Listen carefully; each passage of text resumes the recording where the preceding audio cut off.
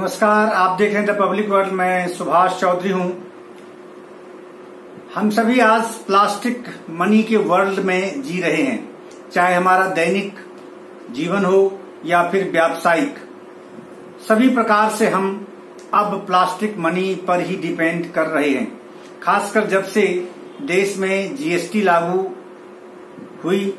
और नोटबंदी की व्यवस्था जब लागू की गई थी, उसके बाद से डिजिटल इंडिया मूवमेंट ने इतना जोर पकड़ा कि आज हर किसी के घर में, आम हो या खास, सब अपने मोबाइल से ही अपनी बैंकिंग कर रहे हैं। वह चाहे सब्जी बेचने वाला हो या फिर हवाई जहाज चलाने वाला या फिर कोई बड़े उद्योगपति या फिर कोई रेल कर्मी या बस में काम करने वाले लोग या फिर किसी दुकान, किसी निजी प्रतिष्ठान या संस्थान में करने वाले लोग, चाहे शिक्षण संस्थान हो, चाहे वो हेल्थ का सेक्टर हो, हर जगह प्लास्टिक मनी का उपयोग हो रहा है। हर जगह ऑनलाइन ट्रांजैक्शंस हो रहे हैं, डिजिटल तरीके से मनी का ट्रांसफर हो रहा है। और यही कारण है कि हम आज बड़ी संख्या में साइबर फ्रॉड के शिकार हो रहे हैं। साइबर फ्रॉड से हमें जो इकोनॉमिक, जो मॉनेटरी लॉस हो रहा है, हमारे साथ जो आर्थिक धोखाधड़ी हो रही है, इसकी वारदातें भी काफी बढ़ती चली जा रही हैं। और पहले शहरों में होते थे, लेकिन अब आप अंतर्राज्यीय ऐसे गिरोह देखेंगे, अंतर्राष्ट्रीय ऐसे नेटवर्क देखेंगे जो बड़े पैमाने पर इस प्रकार के साइबर फ्रॉड को, यानी इकोनॉमिक या मॉनेटरी लॉस देने की कोशिश में जुटे रहते हैं। और इस धंधे को उन्होंने अपना एक व्यवसाय बना लिया है। यहाँ तक कि गुरुग्राम जैसे शहर में भी कई बार कई ऐसे फर्जी कॉल सेंटर्स का भंडाफोड़ गुरुग्राम पुलिस ने भी किया, जिसके माध्यम से इंटरनेशनल लेवल पर दूसरे अमेरिका जैसे देशों में भी लोगों के साथ फ्रॉड किया जा रहा था। तो इसीलिए ये याद मैं इसलिए आपको दिला रहा हूं क्योंकि आज एक खास खबर है इससे संबंधित। केंद्रीय गृह मंत्रालय ने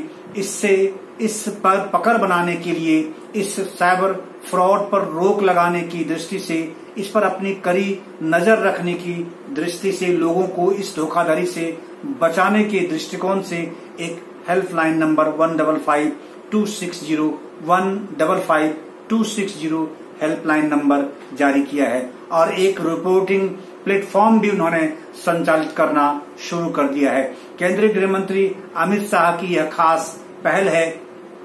और खास करके प्रधानमंत्री नरेंद्र मोदी का भी हमेशा जब कभी किसी टेक्निकल सेशन में वो अपनी स्पीच देते हैं तो साइबर अपराध पर, साइबर क्राइम पर उनका फोकस बहुत ज्यादा रहता है। अभी हाल ही में G7 ग्रुप के जो समिट हुए इंटरनेशनल, उसमें भी प्रधानमंत्री नरेंद्र मोदी के एक सेशन की स्पीच में साइबर क्राइम, जो साइबर वर्ल्ड है, वो बहुत ज्यादा फोकस उसमें हुआ था। तो बहरहाल हमारे देश ने भी, हमारे गृह मंत्रालय ने भी इस पर फोकस करना शुरू कर दिया है और इसके लिए एक नेशनल नेटवर्क उन्होंने स्थापित किया है। 155-260 नेशनल हेल्पलाइन नंबर जारी किया है और इसमें अभी लगभग 5-6 राज्य हैं, राजस्थान, उत्तर प्रदेश, छत्तीसगढ़, कुछ ऐसे राज्य हैं, दिल्ली है, जो इसमें शामिल हो चुके हैं। और खुशी की बात यह है कि केंद्रीय गृह मंत्रालय के इस प्लेटफॉर्म, इस नेटवर्क में, इस धोखाधड़ी को रोकने वाले नेटवर्क में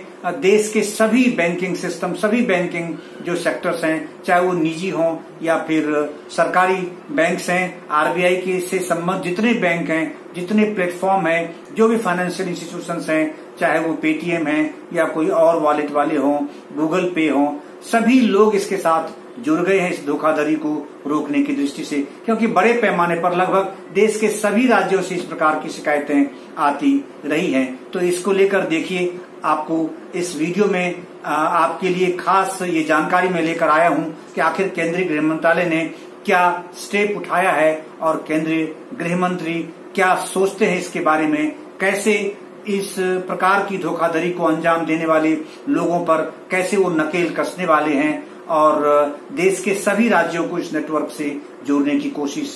शुरू हो गई है। तो चलिए देखिए कि आखिर इसमें क्या खास है। केंद्रीय गृह मंत्रालय ने साइबर धोखाधड़ी के कारण होने वाले फाइनेंशियल लॉस को रोकने के लिए एक राष्ट्रीय हेल्पलाइन नंबर 155260 लॉन्च किया है और इसके लिए एक रिपोर्टिंग प्लेटफॉर्म का भी संचालन शुरू किया गया है। यह खास तौर से गृह मंत्री अमित शाह की विशेष पहल है, क्योंकि बहुत ज़्यादा देश के लगभग सभी राज्यों से साइबर धोखाधड़ी के कारण होने वाले फाइनेंशियल लॉस की सूचना और इसकी कंप्लेन आने लगी थी। लोग बहुत परेशान हो रहे थे। बड़े पैमाने पर राष्ट्रीय और अंतर्राष्ट्रीय माध्यमों से भी इस प्रकार के फ्रॉड को अंजाम दिए जा रहे हैं। तो राष्ट्रीय हेल्पलाइन और रिपोर्टिंग प्लेटफॉर्म साइबर धोखाधड़ी में नुकसान उठाने वाले व्यक्तियों को ऐसे मामले की रिपोर्ट करने के लिए एक तंत्र की सुविधा देता है, यानी एक व्यवस्था इसमें क्रिएट की गई है जिससे कि लोगों की गाढ़ी कमाई की हानि होने से रोका जा सके। हेल्पलाइन को 1 अप्रैल 2021 को ही गृह मंत्रालय की ओर से केंद्रीय गृह मंत्री अमित शाह ने इसे लॉन्च किया था और यह हेल्पलाइन नंबर 155260 और जो रिपोर्टिंग प्लेटफॉर्म है इसको भारतीय रिजर्व बैंक यानी आरबीआई से संबद्ध जितने प्रमुख बैंक हैं, भुगतान बैंक हैं, वॉलेट हैं या ऑनलाइन मर्चेंट हैं, सभी का सक्रिय समर्थन प्राप्त है और सभी इसमें शामिल हैं। और इनके सहयोग से ही गृह मंत्रालय के तहत भारतीय साइबर अपराध समन्वय केंद्र, जिसको I4C का नाम दिया गया है, संचालित किया जा रहा है। कानून प्रवर्तन एजेंसियों और बैंकों एवं वित्तीय मध्यस्थों को एकीकृत करने के उद्देश्य से I4C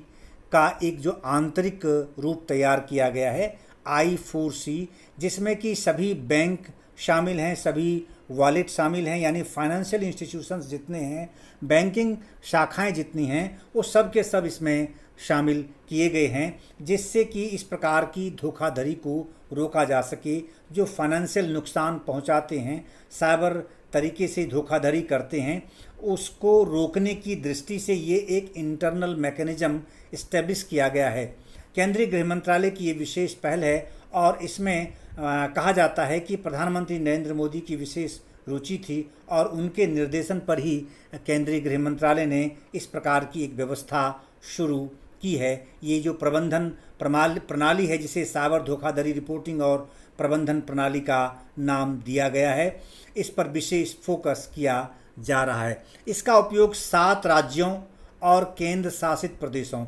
जिनमें छत्तीसगढ़, दिल्ली, मध्य प्रदेश, राजस्थान, तेलंगाना, उत्तराखंड और उत्तर प्रदेश शामिल है, ये सभी अभी इस नेटवर्क में शामिल हो चुके हैं, इसमें आ चुके हैं, जो लगभग देश की 35% से अधिक आबादी को कवर करते हैं ये सभी राज्य। और इसमें बताया गया है कि जालसाजों द्वारा ठगे गए जो लॉस होते हैं, जो पैसे यानी जो आपसे मनी फ्रॉड करते हैं, उसके प्रवाह को रोकने के लिए अन्य राज्यों में भी इसकी शुरुआत की जा रही है और उन सभी राज्यों से भी बातचीत केंद्रीय गृह मंत्रालय की चल रही है, जिससे इस व्यवस्था को पूरे देश में लागू किया जा सके और कहीं भी इस प्रकार की जो साइबर फ्रॉड हो रही है, मनी फ्रॉड हो रही है, जो आर्थिक धोखाधड़ी होती है, वो उसको रोका जा सके या उसे समय रहते पकड़ा जा सके। अपने लॉन्चिंग के बाद केवल 2 माह की छोटी अवधि में ही इस हेल्पलाइन नंबर के माध्यम से ही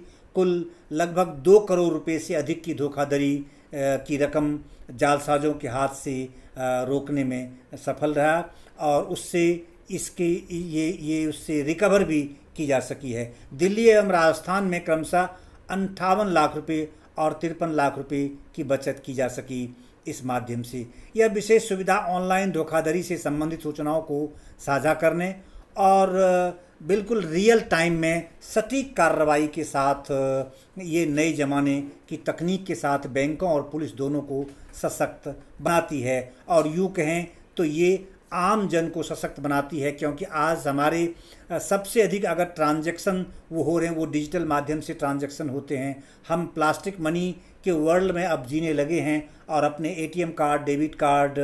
जो क्रेडिट कार्ड है या फिर यूपीआई है या फिर जो पेटीएम है या गूगल पे है, विभिन्न प्रकार के ऐसे प्लेटफॉर्म का उपयोग हम करते हैं और यही एक बड़ा माध्यम है और कारण भी है जहां साइबर अपराध होता है, साइबर फ्रॉड हमारे साथ हो जाता है, ऑनलाइन धोखाधड़ी हमारे साथ हो जाती है और लाखों करोड़ों का नुकसान हमें एक झटके में वो धोखाधड़ी करने वाला व्यक्ति अपराधी पहुंचा जाता है। तो ऑनलाइन धोखाधड़ी के मामलों में ये धोखाधड़ी की गई रकम का नुकसान होने से बचाया जा सकता है और इसीलिए उन्होंने ये हेल्पलाइन नंबर 155260 लॉन्च किया है।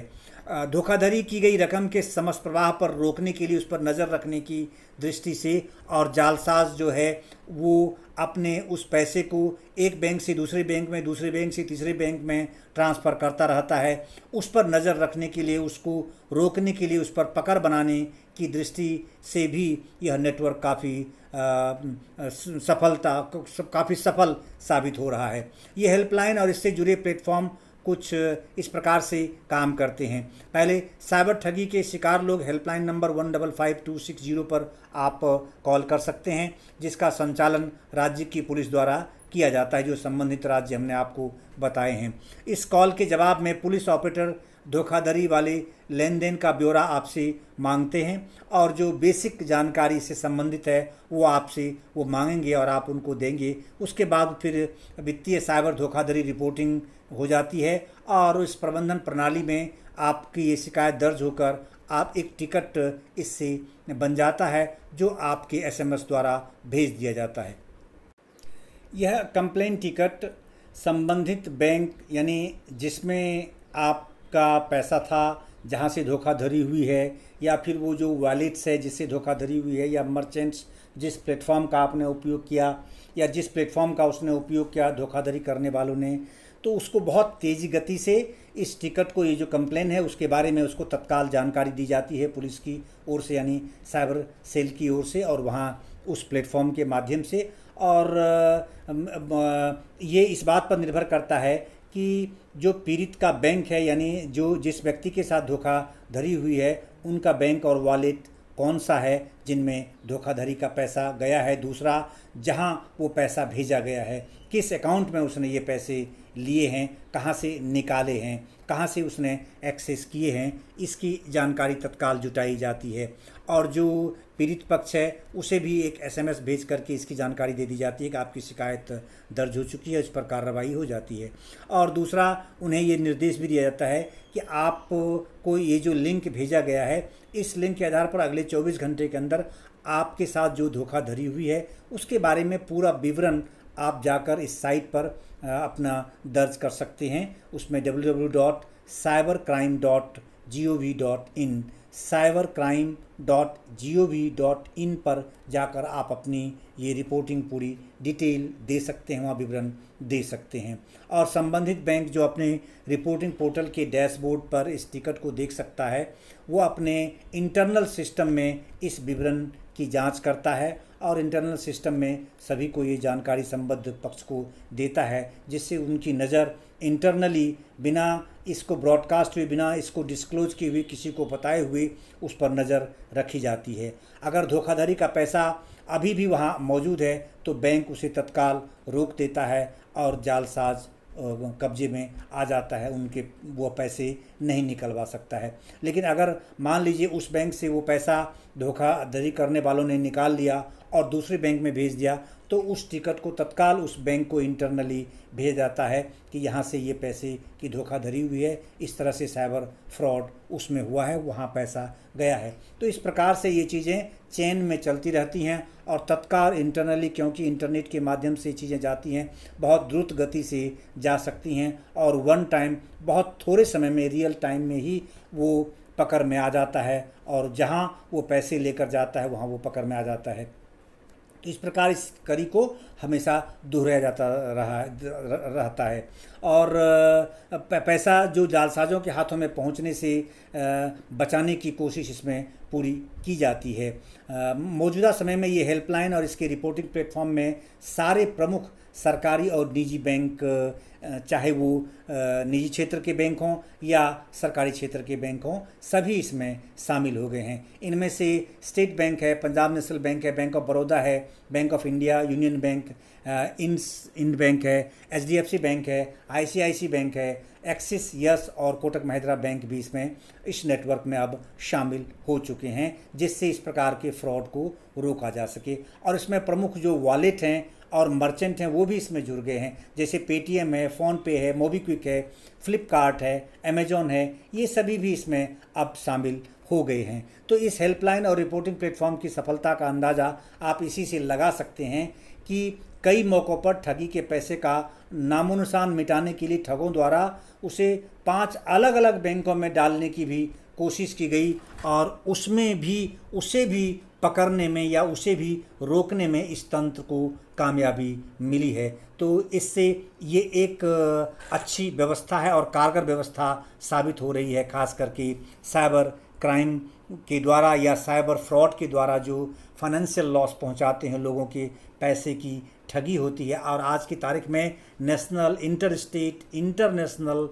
इस प्रकार के नेटवर्क बन गए हैं और बहुत सारे लोग, यहाँ तक कि आप गुरुग्राम में भी, आपने कई बार, हमने अपने चैनल पर भी खबर चलाई है कि फर्जी कॉल सेंटर स्थापित करके और इस प्रकार के जो कारनामे हैं उसको वो अंजाम देते रहते हैं, लेकिन वो पकड़ में अंततः आ ही जाते हैं, क्योंकि ये जो नेटवर्क है, कोर नेटवर्किंग की जो व्यवस्था है और ख़ास करके ये जो रिपोर्टिंग प्लेटफॉर्म और हेल्पलाइन की व्यवस्था केंद्रीय गृह मंत्रालय की ओर से बनाई गई है, इस नेटवर्क में सभी बैंक, सभी फाइनेंशियल इंस्टीट्यूशन, सभी वॉलेट और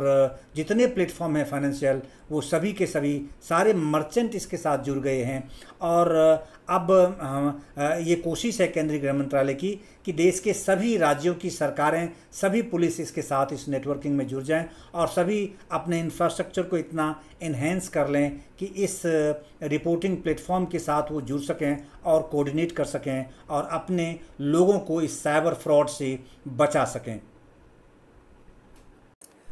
आज हम सभी प्लास्टिक मनी का उपयोग कर रहे हैं, ऑनलाइन ट्रांजैक्शन करते हैं, इसलिए हमारे साथ ये धोखाधड़ी होती है। मुझे उम्मीद है कि यह वीडियो आपको बहुत पसंद आएगी और आपके लिए बेहद उपयोगी साबित होगी।